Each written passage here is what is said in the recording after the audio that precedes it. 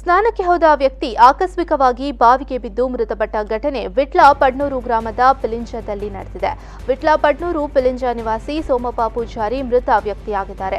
ಬೆಳಗ್ಗೆ ನಿತ್ಯ ಸ್ನಾನಕ್ಕೆಂದು ತೋಟದ ಬಾವಿಯ ಸಮೀಪ ಹೋಗುವ ಇವರು ಮನೆಗೆ ಮರಳಿ ಬಾರದ ಹಿನ್ನೆಲೆ ಮನೆಯವರು ಪರಿಶೀಲನೆಯನ್ನ ಮಾಡಿದ್ದಾರೆ.